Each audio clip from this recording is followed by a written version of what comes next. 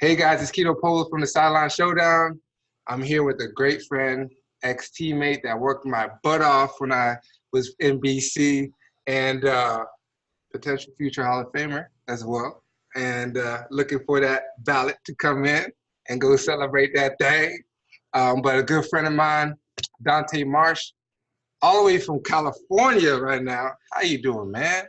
Yes, I. Yeah. How you doing, Brody? I'm good. I'm blessed. Can't complain. That's what's up, man. And so right now, we're in Winnipeg. It's a Saturday, and we're just chopping it up, and we're here to really just. You're at Delta College right now, up in California, as a defensive coordinator. And so, I guess in terms of your experience, let's just start off right off the bat. From being a player to a football coach, what has that transition been like? The transition has been smooth in regards to my first 4 years. I was a secondary coach. I started 2015 at Contra Costa Junior College in the Bay Area, San Pablo, Richmond area. Mm-hmm. By my former high school head coach and mentor, who's kind of like an uncle to me, Alonzo Carter. He basically made me to do it and thought that I would, have a lot of success in coaching, that I could relate with players. I know my stuff. That's what I should do if I didn't continue playing. So I'm kind of like, whatever. I ain't training guys and doing that stuff. And, I still, even at 35, was able to play. Yeah. Winnipeg reached out. Montreal reached out as late as I'm 40 now. So I was 37, 38. Teams started calling me. I'm like, going back and getting my degrees. I'm coaching. You got a coaching position, we could talk, but I'm done playing. Yeah. Keep myself in tip-top shape, workout, avid workout guy. Just, at first it was smooth, but not smooth based on just my work ethic as a player. Right.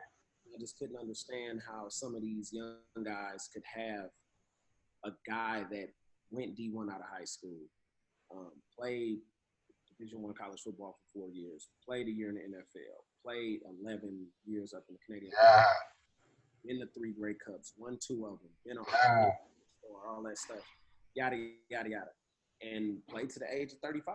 And I just couldn't understand how, because I'm thinking of me, like, I'm not old. I'm a young 40. I'm 7. I always think, like, if I had a guy who played Division I college football, who played in the pros, who had a long career, and that can tell me how to walk it from A through Z, I would do whatever he said. Yeah. These young guys, man, they're a different type of breed. Yeah, you know what, but I think you're totally right on that. Like, I don't think people understand like how much it takes to get to college on a scholarship, but then even more how much it takes to become a pro and have a long career. That's a different type of beast. Like myself, I only played I think 4.5, 5 years, and it was a tough 4.5, 5 years.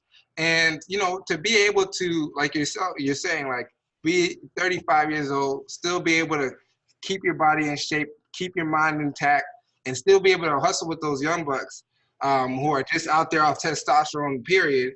It's really inspiring. And I think at the same time, you got to remember that not everybody is like you, because that's very special. Okay, so the humility in me was like, here's the deal. I do it. Yeah. Boys do it. This is easy. This is what we do. You. It wasn't like it. And here's what I try to explain to these young guys. They know Coach Marsh. They don't know.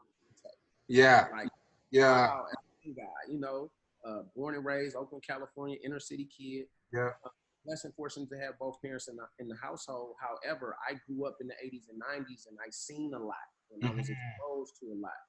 So I did things, It wasn't just football. No, I was out of control, dribbling in the streets, stealing cars, marijuana stuff, trying to sell marijuana, trying to sell drugs. Like, it was very brief, but I was far from a square. Mm-hmm. When I speak, it's real and it's powerful because it comes from, I'm a truth bearer, and I tell guys all the time, like, I can tell you a gazillion stories, and you'd be like, wow, you know? Yeah. So like, people who really know me know I bust my ass because I didn't want to end up like some of the guys I looked up to when I was a kid. Yeah.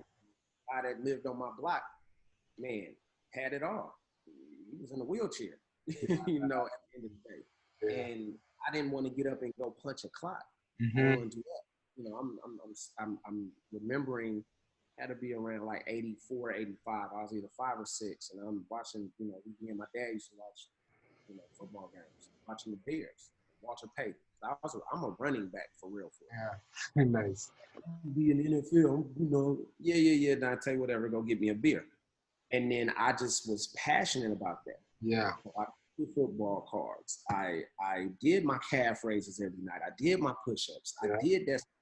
You know, going to the grocery store with my mom and dad. Hey man, I want this muscle magazine. Yeah. You know, muscle magazine like $7. Well, boy, if you don't put that back, Yeah. you know, the He-Man, the figurines, the GI. Man, I want to look like that when I, you know. So that was kind of like a fantasy of mine. You know, I'm a Superman. I'm a superhero. So these are all things that played over in my mind in my youth, and I did enough daily to reach my goal, and that was to get a Division I college scholarship, athletic scholarship, and try to take it as far as I could. Yeah. And I think that's what sustained my career. A lot of people don't know I was on injury reserve my rookie year in the NFL with the Tennessee Titans, and then after that, I was out of football 2 whole years. Oh. Then the CFL. Oh, really? A lot of people don't know that. My shoulders in bad, you know, shape. So I had to get some surgery. I ended up getting 3 surgeries total, 2 on this one, 1 on that one. But I played through a lot of adversity. I played through career-ending surgery. If you see the MRI, it's like, how you playing professional football like that? But it's just the drive, the passion, the love for the game. It wasn't gonna be it. It couldn't be over yet because I felt like I hadn't reached my zenith, so to speak. It was just love for the game, man. Like I know I'm different, but when you're in the grind and you got your head down doing it, you don't understand how special you are or how like the percentage in the elite class you're in until you sit back and really like, wow, man, I was pretty good, I guess. You know what I mean? Because you're grinding constantly. So I think the difference between like our era versus the young guys era, they want the fruits of the labor without doing the labor. Yes, 100%. So I'm constantly trying to implement a structure, and I got my saying, you know, how can they beat you if they can't outwork you? Hey, and I was just about to go there because, you know, I love that question. It's a powerful question, and it's a real question. And, you know, like we have our slogan, hard work beats talent. But I think the question, that there's a statement, but then there's a question. And I think the question is very, very powerful because it makes you really have to look at yourself. There's one way saying something, but when you actually have to say something and it reflects right back at you, it's like, whoa, okay, yeah, like how can they beat you if they can't outwork you? And it's not just a general, it's not just sports specific. It's, you know, in life, because I love the game of football. Steve Young said it years ago. He said the game of football is the greatest sport and the greatest game ever to me because it correlates so well with real life. Yeah, facts. I just love how, you know, like during the ebb and flow of a game, you know, or we could even look at the 2011 BC Lions, the year we won. I got my second Grey Cup, and we started 1-6. That right there, you don't just give up, pack it in, and say, "Oh, the season's a wash." You know, we were challenged. Wally, you know, issued some challenges to some of us better paid veterans and said, "Get it together." basically you're gonna be up out of here. You know what I'm saying? Yeah.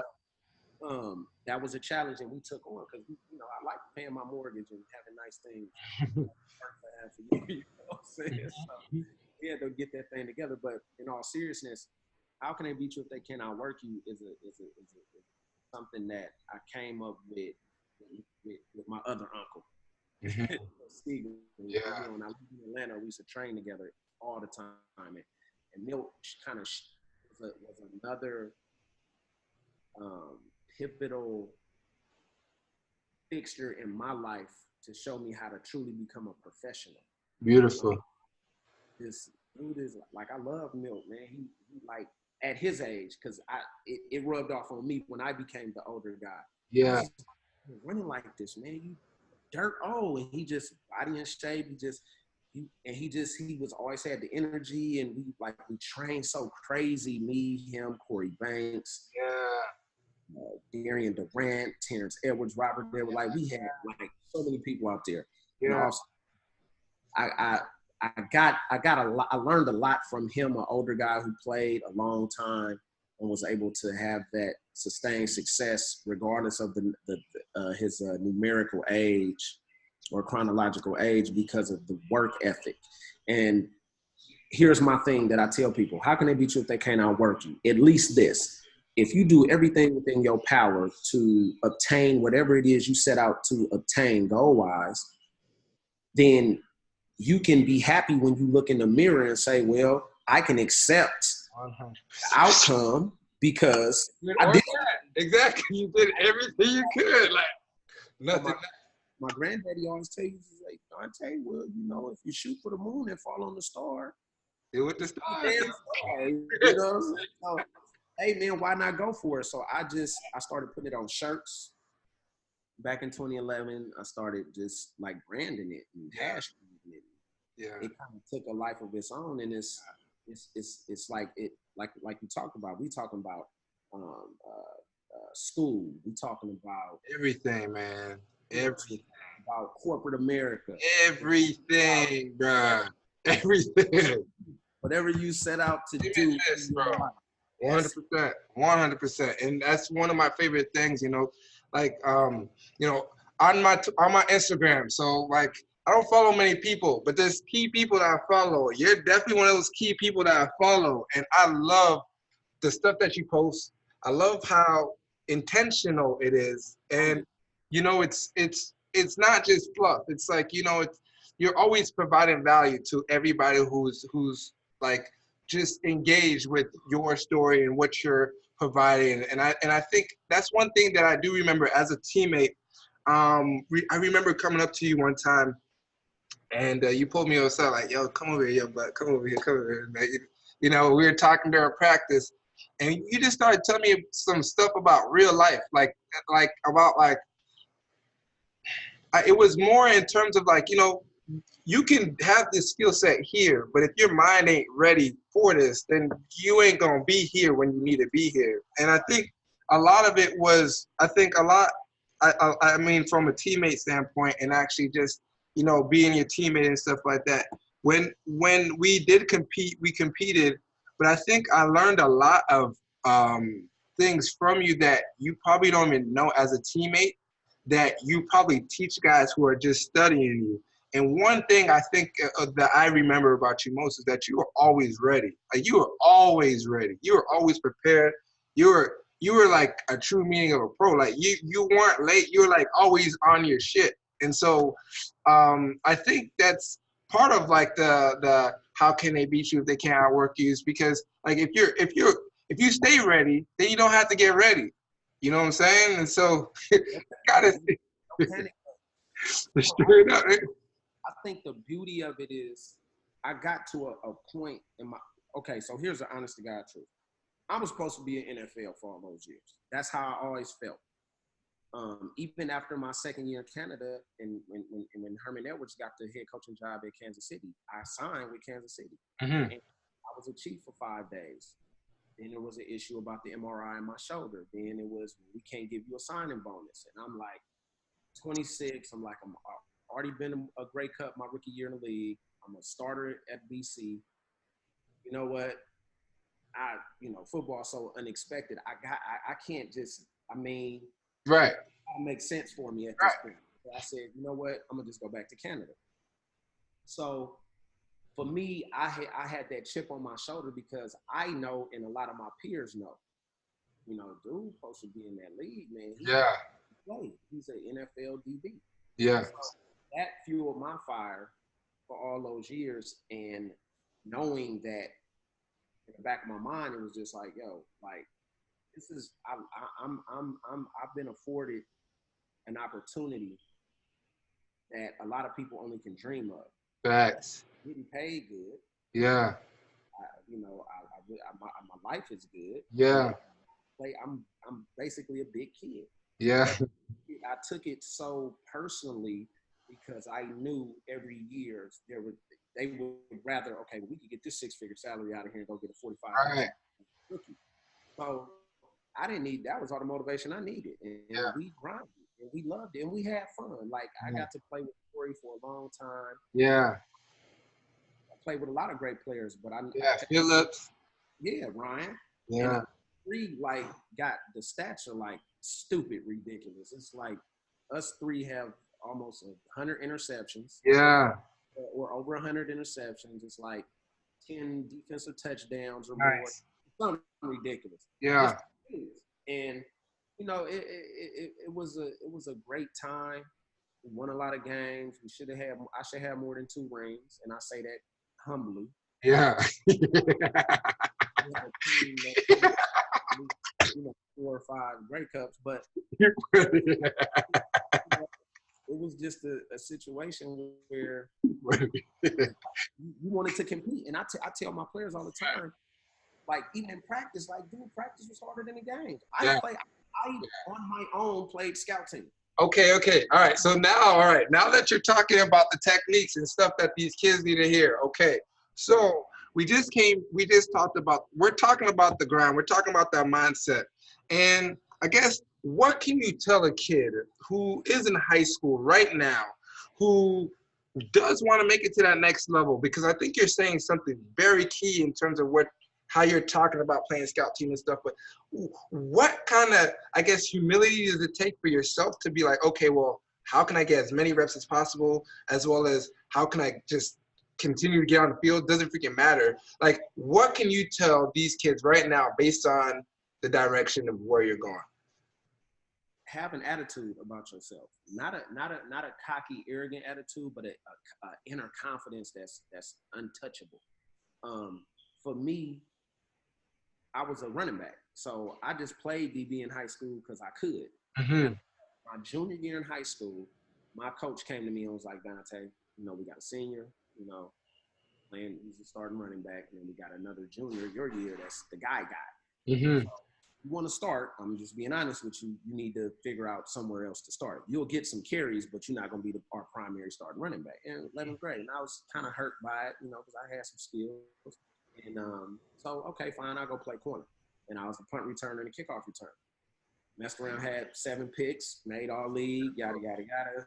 And that was that.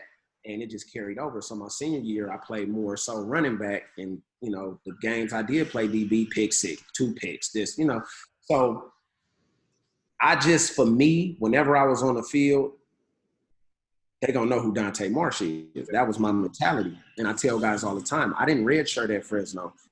I was a part of Pat Hill's first recruiting class, me, David Carr, Rodney Wright, Alan Hart, Gaines, like Vernon Fox. We had a lot of real good players that built Fresno State back up to where it is, where it started to go again. After the transition years and Lorenzo Neal, like it kind of died down. Yeah. We were that first class to start building Fresno State back. They legit. Yeah.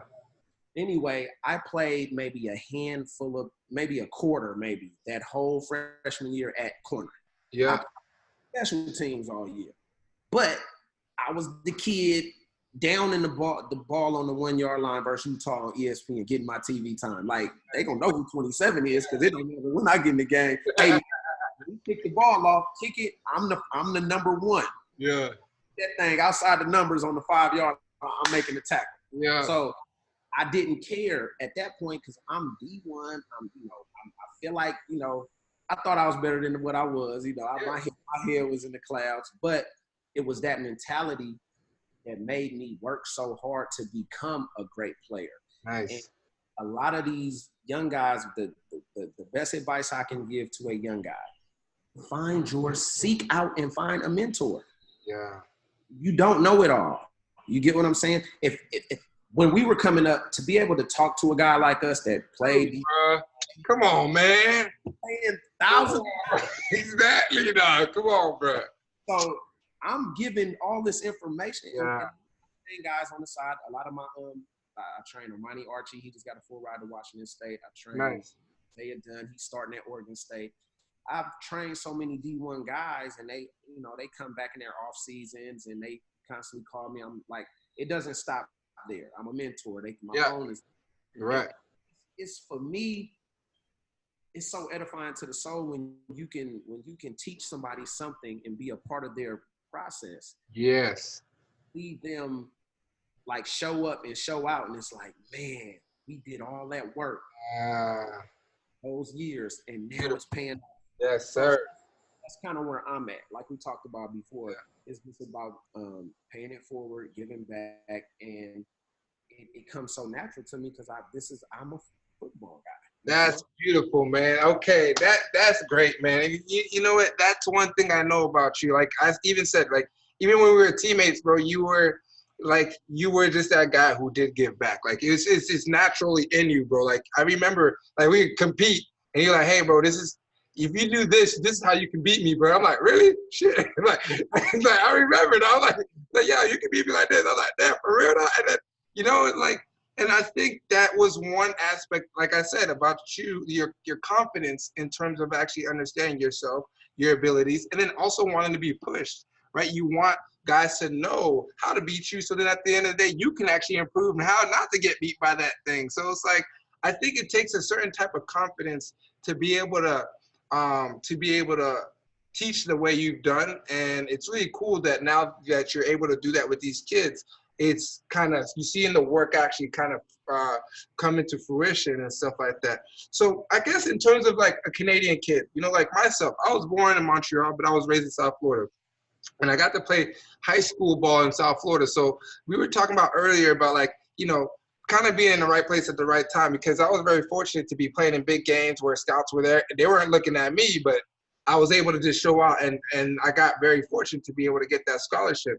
But I guess like in terms of kids who don't have the opportunity, who are in Canada and do want to go play D1 and don't have many opportunities to get scouted, I would say, or get seen. What are some of the biggest things that you would say they should do in terms of getting that exposure? I would say get with guys like yourself. You're there. You're in Winnipeg. You're there. So in that area, I would definitely say there is enough former pro guys, that even Americans that still reside in Canada. Yeah. Not only, here's the biggest thing. Utilize your resources. I had a beeper. There was AOL dial-up. There was no internet. There was no YouTube. There was no, my highlight was on a VHS tape. Nice. That's what I'm saying. I didn't know what guys I'm Oakland, California. I'm on the West Coast. I didn't know what dudes in Florida was doing, Georgia was doing. It was like folklore. It was like the campfire tales. Yeah. One kid in Florida ran a 10.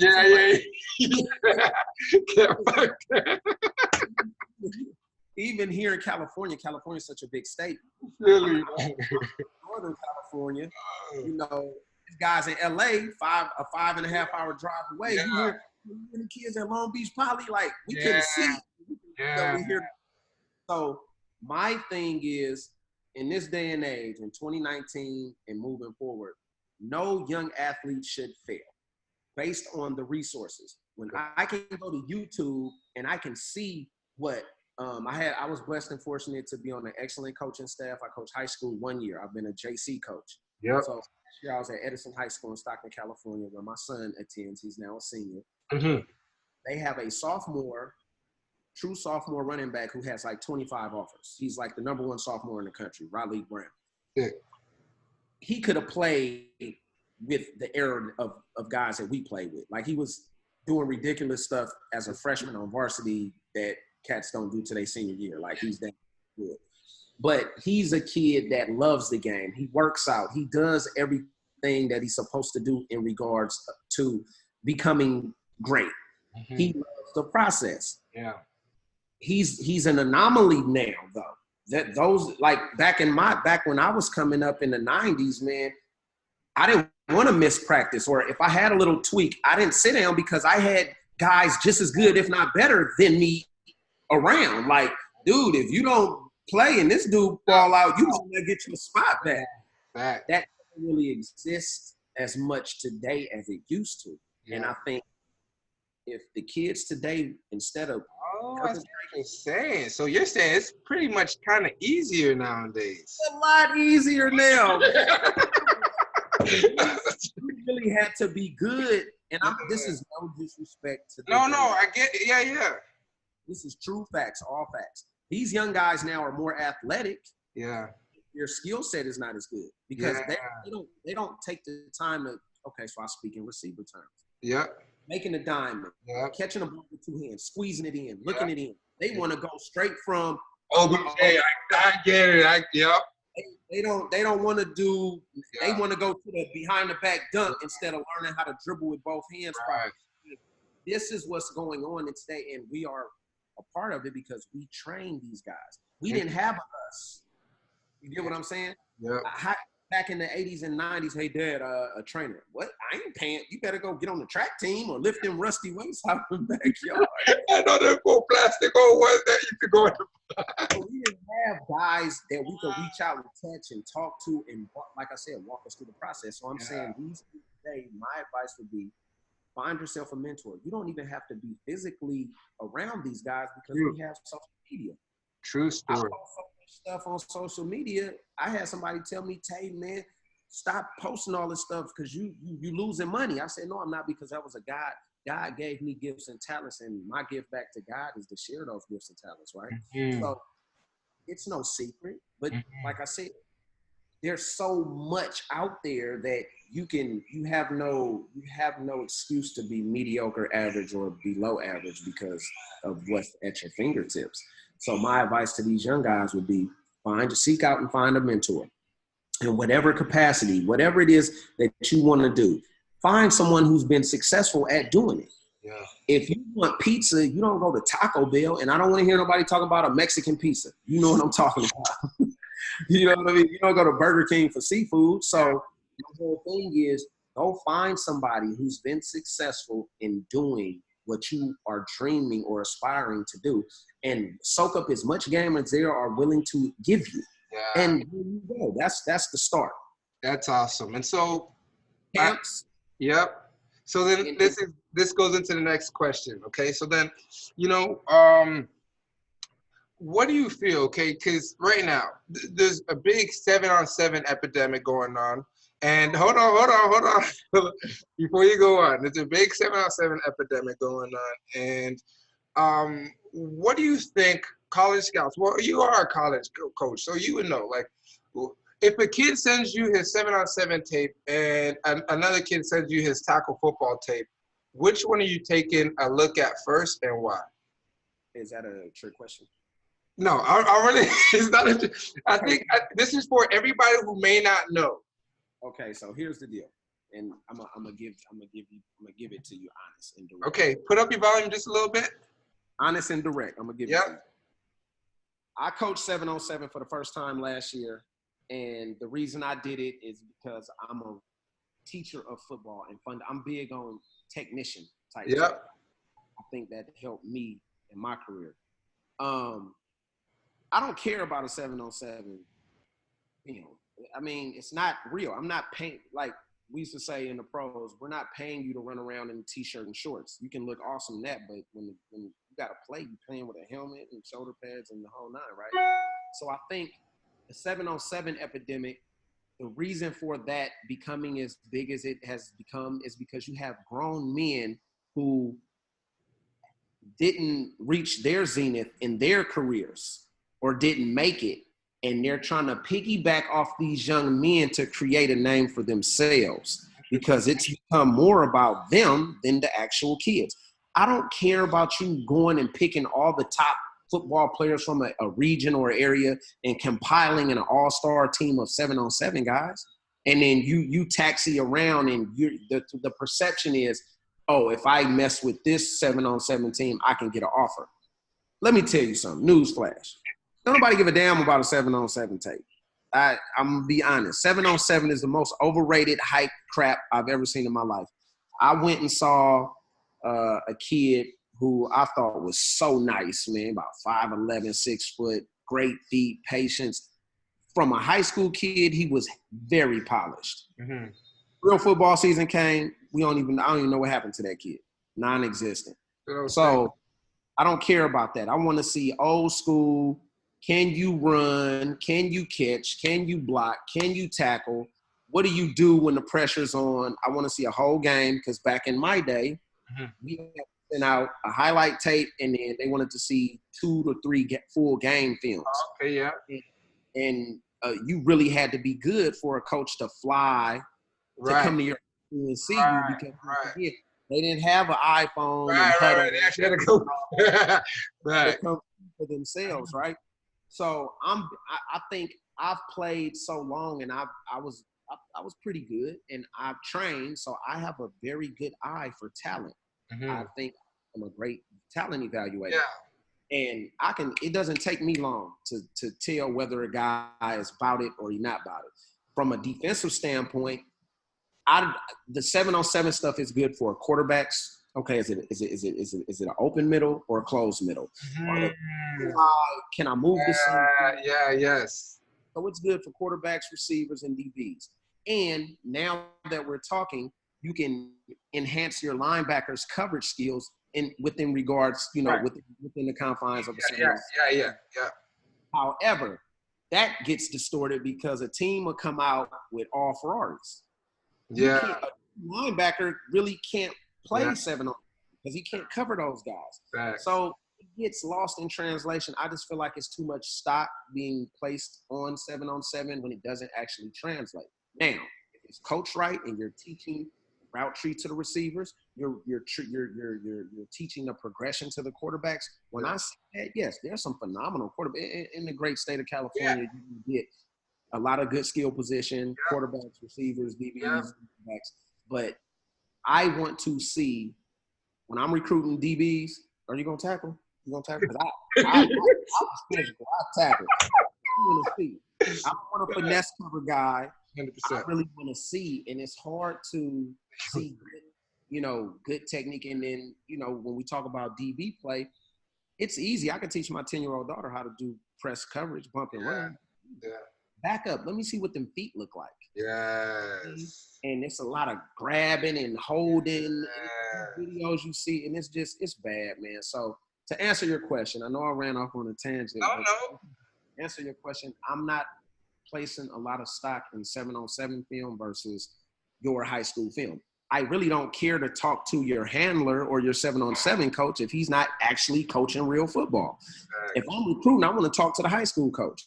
If I'm recruiting, I want to talk to his position coach. I want to talk to the counselors. I want to talk to the principal. I want to talk to his team. I want to talk to the people who are really dealing with this kid every day in a real football setting. Because when he comes to me, what does he have an IEP? Does he a special needs kid in terms of his academics? Right. Does he have ADHD? There's so many variables to this game. I need to know this young man. And that's why I think for me, while I'm good with it, it's because I can recruit pretty good, but I've developed relationships. I don't talk football all the time. I talk life. I want to know how you think, how you process information. And a lot of times these colleges, in the bigger conferences, they don't really care about that. They care about football. You're an athlete. I want to plug you in and play you. And I don't think there's enough stock being placed on young men and player development. Player development never stops, even in the pro. Player development has to be continual. And I think with the recruiting game, that's, because I coach the Nike Opening. This will be my fourth year coaching the Nike Opening. And it's the stars and all that stuff, man. Look, I think that's kind of misleading because when you get all these stars, it's like, okay, am I really doing my job as a college coach? Mm-hmm. By just going and picking guys with all the stars because they're athletic and I feel like I don't really have to develop them or coach them. I can plug and play. And I think a lot of that is misleading because kids that don't have stars are actually better than some kids who do have stars. Yeah.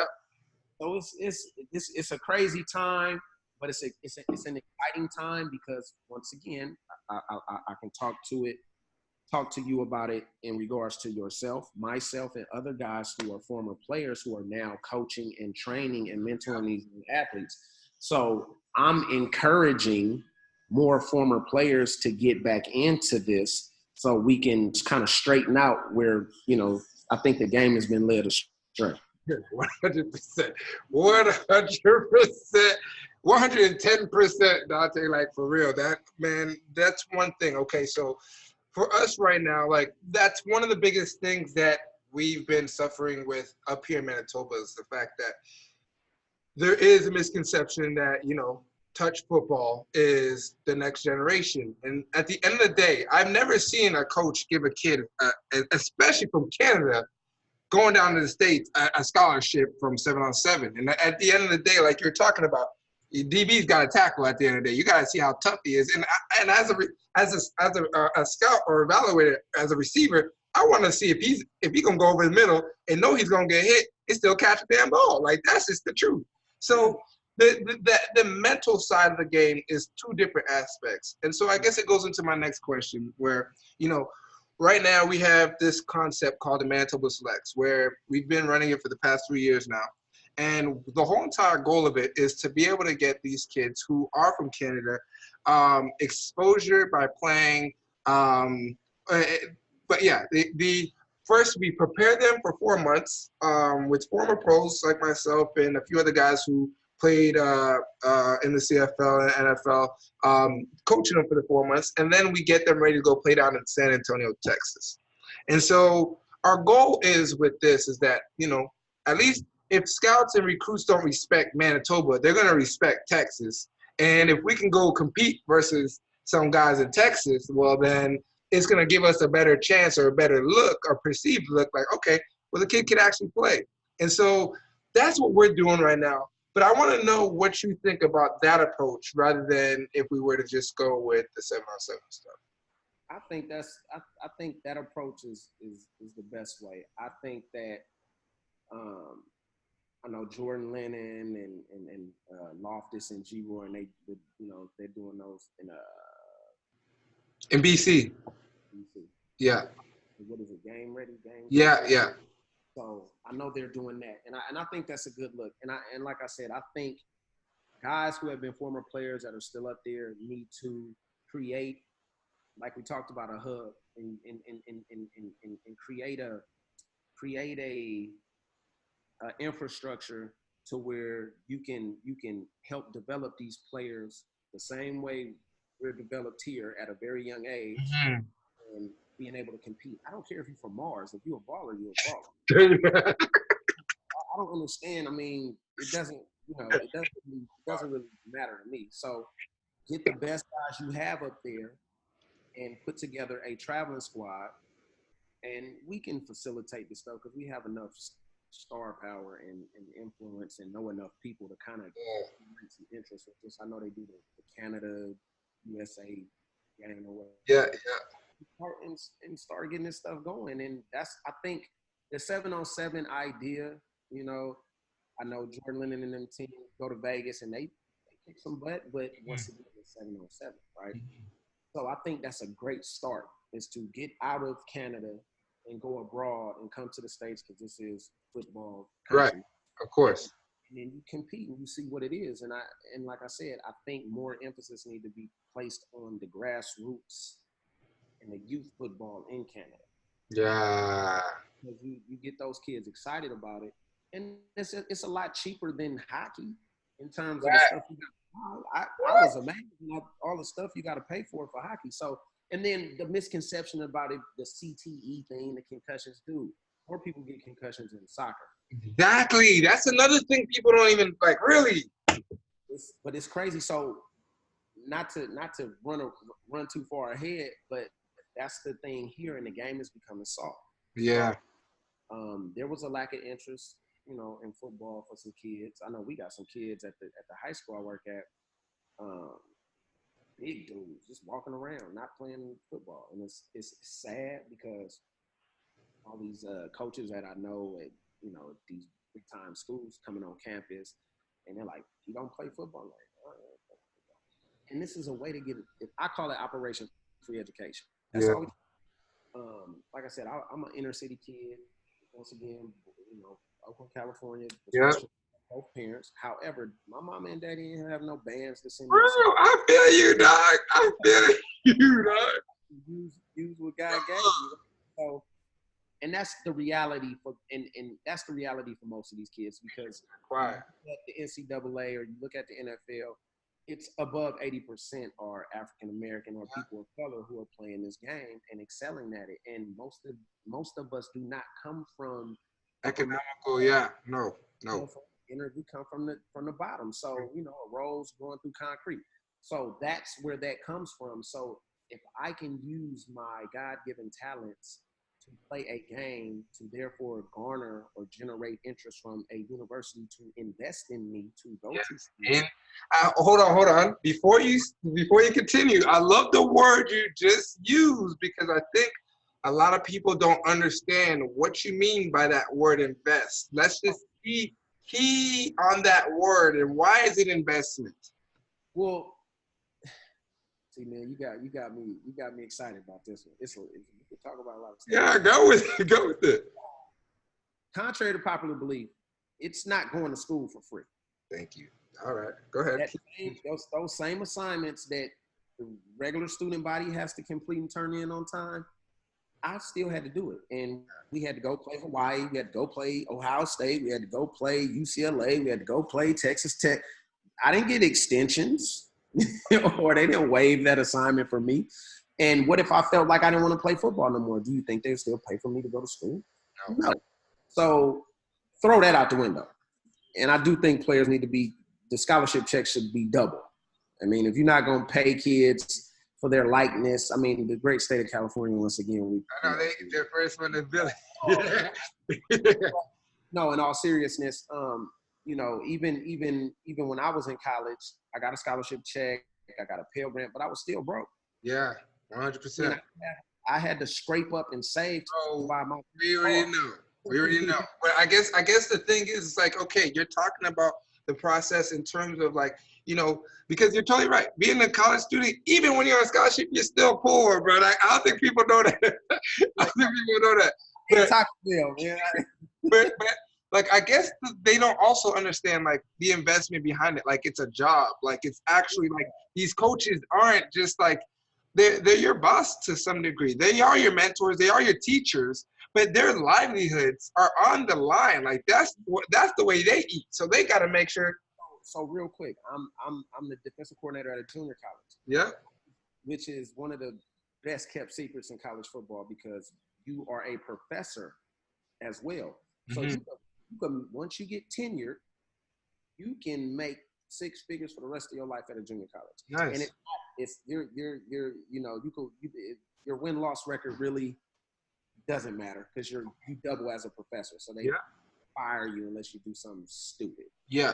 Now, D1, that's a different ballpark. You are getting paid a lot of money, and you are there to coach football and recruit athletes. That's all you do.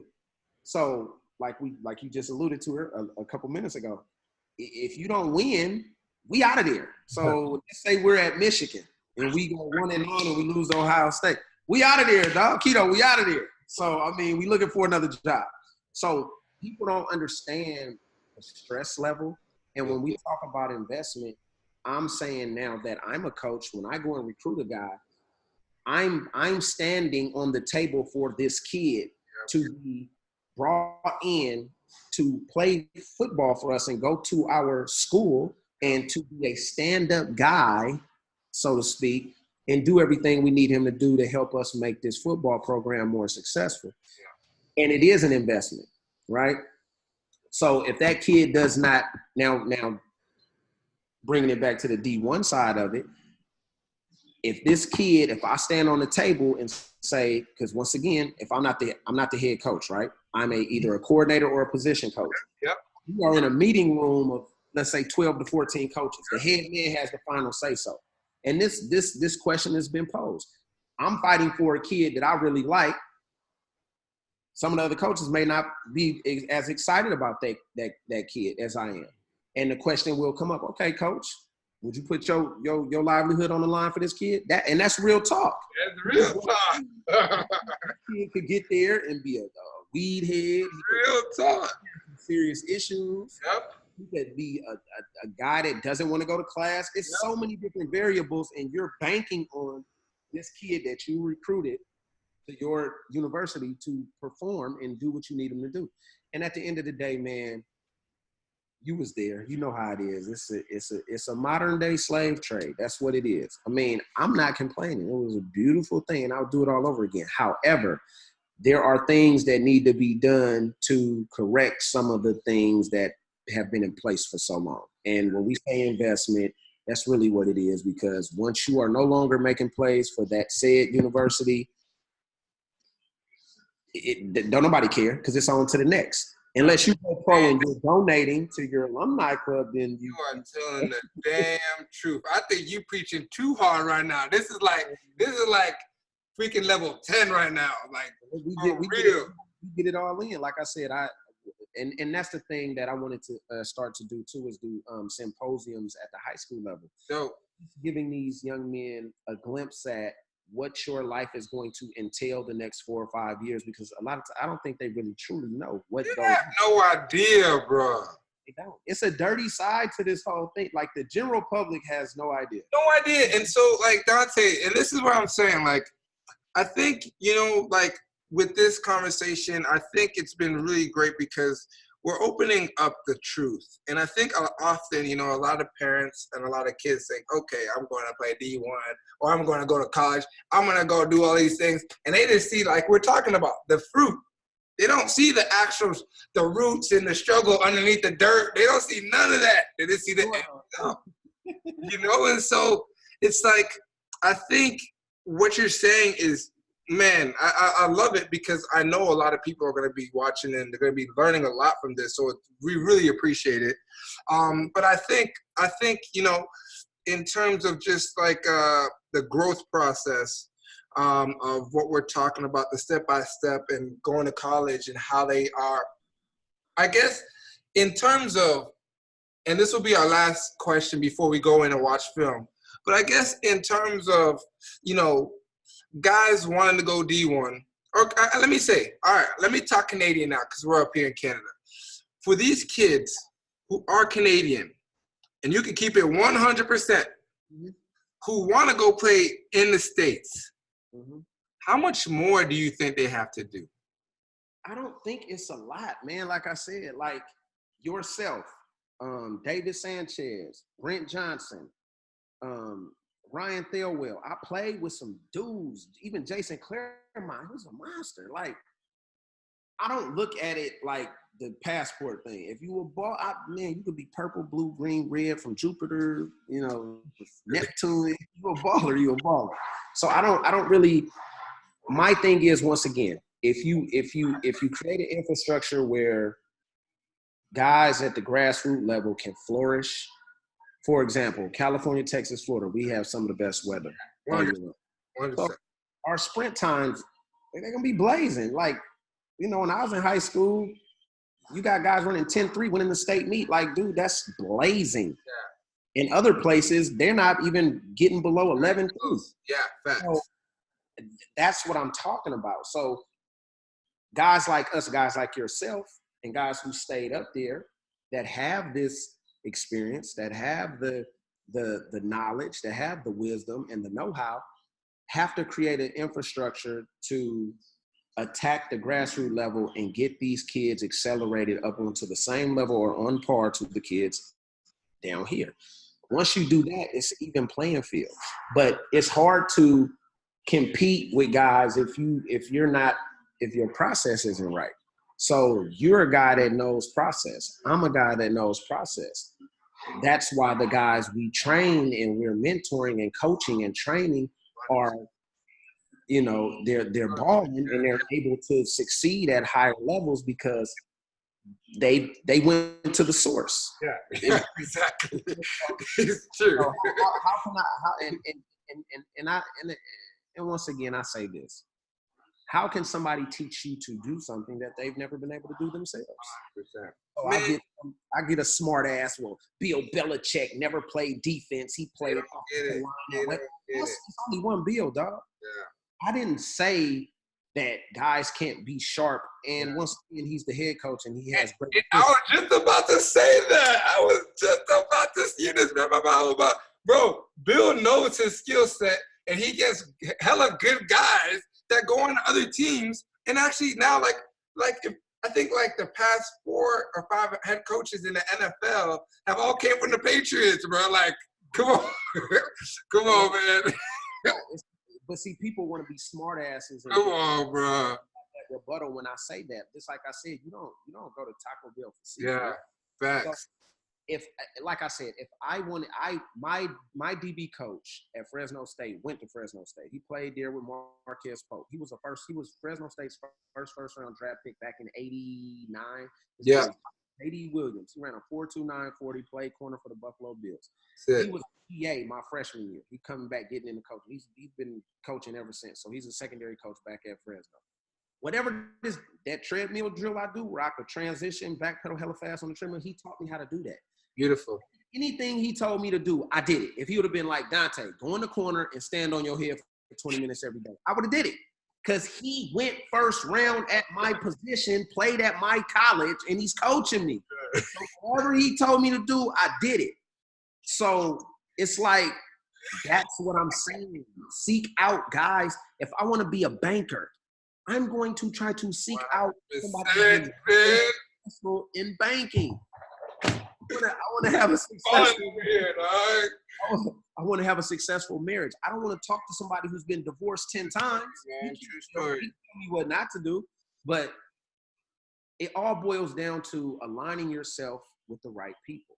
So I need to align myself and be able to have a chair at a table where there are other like-minded individuals that are trying to do the exact same things that I aspire to do. That's how you become great. Man, oh my gosh. I hope you guys are listening right now because I don't know if you guys are going to get any of this type of information anywhere else. Dante, all right, man. All right. I know you can keep it rolling, bro. I know you can. But no, man, that is a lot of valuable information, guys. Dante, you want to be good? Aaron Miles. Yeah. I'll never. Dante, you want to be good or do you want to be great? Dude, he used to tell me that every day. I want to be great. Okay, so this is how you be great. I listened. When I was in Tennessee, Lane Bishop, Samari Rowe, I listened. Baron taught me a lot. There was players in my, I looked to, even though I thought I was the man and cocky and all this, I still had enough humility. Carl Kidd, Baron Simpson, Dave Dickinson.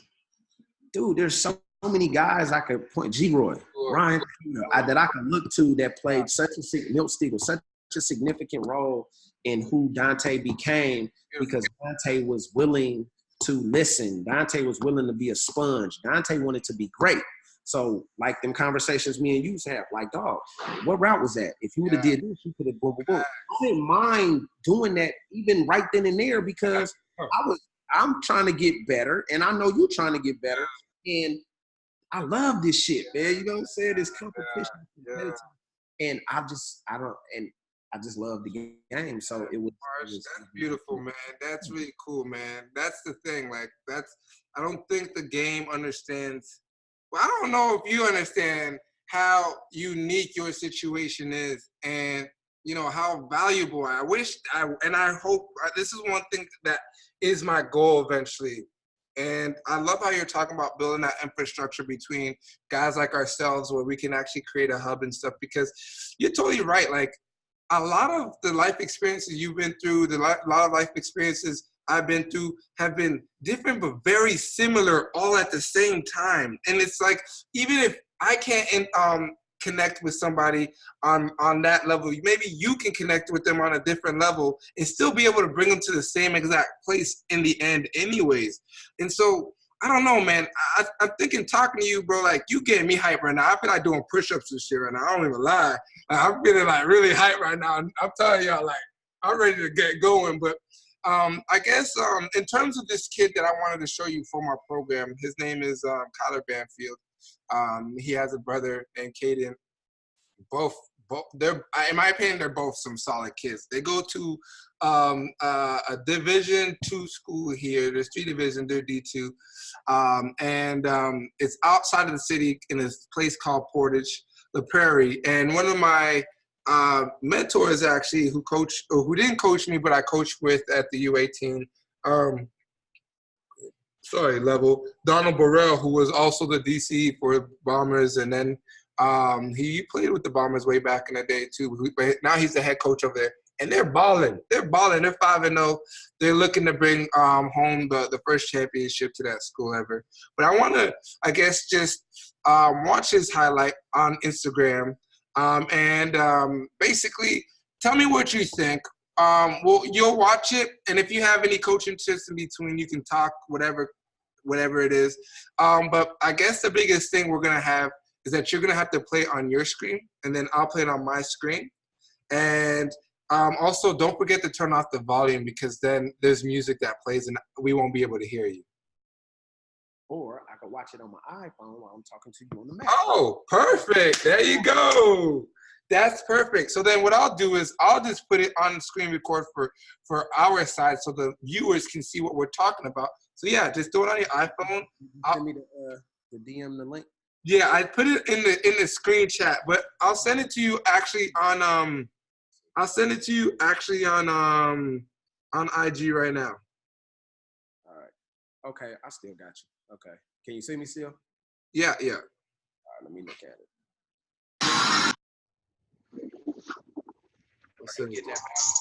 Yeah, hold up. Whoa. You're probably gonna want to put that volume down. Hold on, let me see something.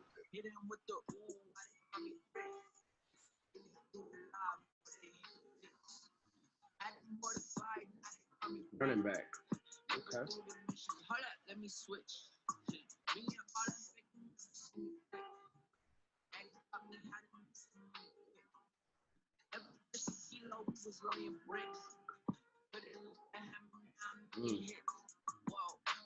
Oh, he clowning. I just sway. Young boy, put the flow 30. Ayy, I'll dance. No way. Talk to God, he said, boy, you went away. Nah, homie, I was let me blocking go. well. Got pretty good awareness of the field. Homie, let me flow. Decent acceleration. Good balance. Nah, homie, let me glow. Nah, homie, let me glow. Okay, this a game that I struggle with. And what grade is he in? He's a junior. I'm a fiend for the compliments. If I ever fall off, no promise, no comment. Look at me, my bank account straight. My mama bills paid. And just the other day, my son will look great. If anybody asks, I just say I'm doing great. Everything I got, just to hide what I ain't. That's a 10. The reason why I do this, I forget. I had some. So, just with watching it, Yep. I think things he could work on would be top end speed. Yep. He could get a little bit stronger in his lower body. He's a 2021 kid. Considering me looking at the guys that I'm looking at coming out this year here in the States, he right up there. Nice. But it's not that far off. Okay, so the one thing he obviously is better than the guys he's playing around or with. Yeah. Yep. So the biggest thing would be we want to see how would he fare with better competition. Right. So for me, looking at him, once again, what we talked about earlier, giving him the knowledge of, okay, this is how you become faster, stronger, more elusive. The same stuff that we're doing here. If he has that knowledge, it's an equal playing field. Yep. And so what do you think about us? He came down to Texas with us 1 year, and we're considering having him come back down. I guess that would be a great opportunity for him to showcase that he can compete. Definitely, because as a college coach, you look at, like, even here, my son's high school here in Stockton, they're beating people in their league 50-3, 65, like, and they got some ballers on their team. But once again, when you go play the upper echelons, let's say the Matter Days, the De La Salle, you're not doing that. Right. Them, so you always want to see how they fare against much stiffer competition. I like this kid. Like I said, I would definitely. Does he run track? I'm not sure. That's a good question. That would be something that, from a trainer standpoint, I would want to see him jump into track and field, 100 meters, 200 meters, even that quarter. Mm-hmm. Develop his strength and speed. Obviously, with a whole nother year, if he got into track season after football season, he'll have 2 years of track. Mm-hmm. It'll set him up well for his senior year, but he got good balance, got good field awareness. Once again, he's better than the other guys he's playing with. Mm-hmm. Take it to that next level, you already know what it is. It's going to be a speed thing. It's going to be, he plays running back. So what do you bring to the table that's special? Because it's like I could close my eyes and throw darts in the dark. Yeah. Find a running back. Right. Everybody's looking for that special. And that's what I tell these young guys, like, play DB. Because I was a running back. I got offered a couple of D1 scholarships to play running back, but you can find a running back anywhere pretty much. Yeah. Sorry. It's a dime. Dante, you're totally right. And this is, I had a post the other day talking about the importance of just finding a position. Like, I was option quarterback in high school. They brought me up to safety in college. They said I had tight hips, so they rolled me over to receiver. And that's where I ended up playing. And I think a lot of that taught me that, if you're versatile, if you're able to play multiple positions, you give yourself a better shot. Absolutely. And that's the one thing that I like, but I dislike in today's game. It's too specific for these young people. Like, nobody goes outside anymore. We used to make up stuff to play around in the neighborhood. So I learned how to shake playing throw it up tackle. Throw it up tackle. I never came off the field in high school in Pop Warner. I played both sides. Oh. These kids now, they a DB. They just play DB. Like, yeah. Cool, but it's not cool. You know what I'm saying? Like, because I do think with guys like us, we're teaching these young people all these skills, and they have this information at a younger age than we. Yeah. That, like I said, like I talked about earlier, there's no way they should not be successful. Yeah. I just feel like if these kids really understood what it took and what it takes to play at an elite level, week in and week out, and to be recognized and to be one of the top guys, then, they would be so much better off. But it's like, once somebody says, oh, you a boy, you a dog, like, dude, why you valuing you posted a highlight on social media. That, that's misleading. Like, True.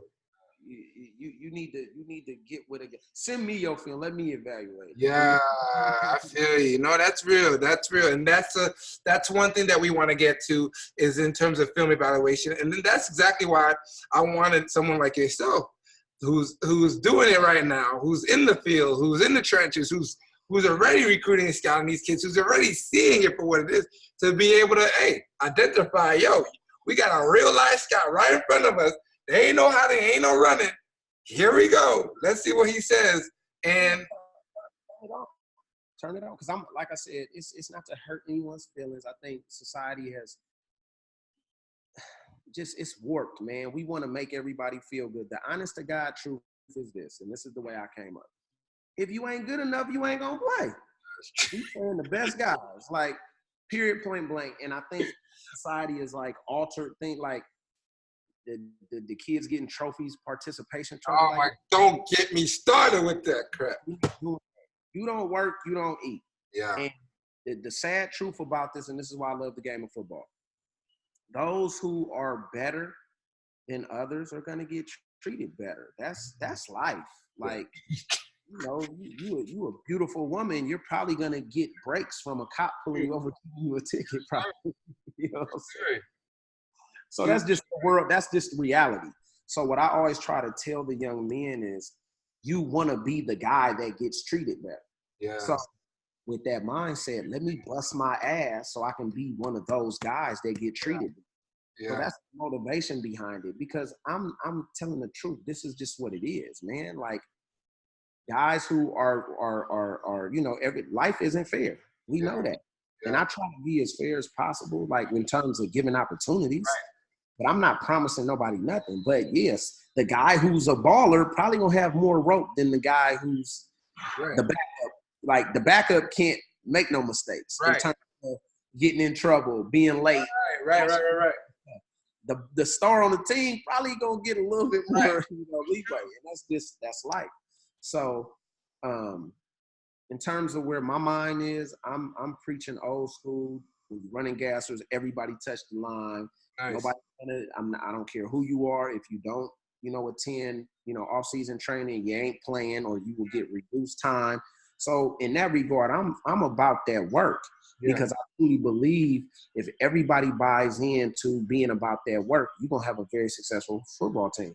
Thanks. And the guys that cut corners, those are the guys that 4th and 1, 3rd and 2. You can't depend on those guys. Those are gonna be the same dudes messing up in the game. So that's kind of how I look at it. Man, this has been awesome, Dante. Really appreciate all the damn knowledge you took taking your time to really be able to give back. And this is what you do anyways, but we really appreciate it at the Sideline Showdown. And you guys who've been stuck with us the whole entire time, watching this whole entire thing, I'm telling you, we really want to get you guys' feedback. Don't forget to follow Dante. What's your Instagram? Because I know is it Dante Marsh 31? My Instagram is dmarsh31, and my Twitter is Dante Marsh. Okay, and I'll make sure to put that in the descriptions and the captions. But guys, make sure you guys go follow this guy, because this is one thing about what I know, and I've told you guys already before.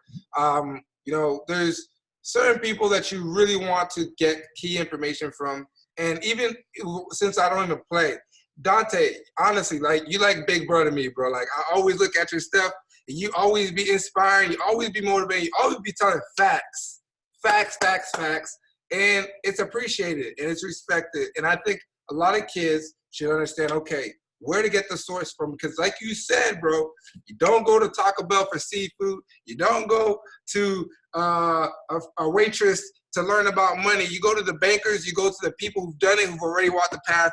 It's as simple as that. And I think that's one great thing that I think I could take out from today. And I think all the other kids can too. But we really appreciate you, Dante. Thanks for taking your time, man. Thanks for reaching out to me, man. It's always love. This is what we do. We could talk ball for hours. There's so many different dynamics. Different aspects of the business. It's a lot. And once again, my main message is to help create and build the infrastructure for young people to be able to realize their dreams and their goals. And no matter where you end up, as long as you put forth your best foot forward and you do everything within your human power, then you can be okay with the outcome. Because the harsh reality of it is, it's only 1 to 3% that's gonna make it to where we made it. But that's not to say you can't aspire to do those things. Right. Yeah, that, man, I don't know, bro. All I know is this is one thing I do know. You're gonna have to come on the show again sometime. We're gonna talk to the team. We're gonna probably have to get you up here for real. Make sure that you come talk to these kids, because I think your message is very powerful. I think your truth is very, obviously, it is the damn truth. And this is the stuff the kids need to know. And yeah, man, I really appreciate you taking your time, bro. And, you know, I'm always going to be showing you love on the Instagram anyways. I'm always commenting your stuff when I see it. So, hey, bro, thanks for taking your time once again, brother. I really appreciate it, man. Thank you. Oh, it's all good, man. Likewise, brother. Anytime. Okay, man. Well, we're going to log off and see you later, brother. All right. All right, brother.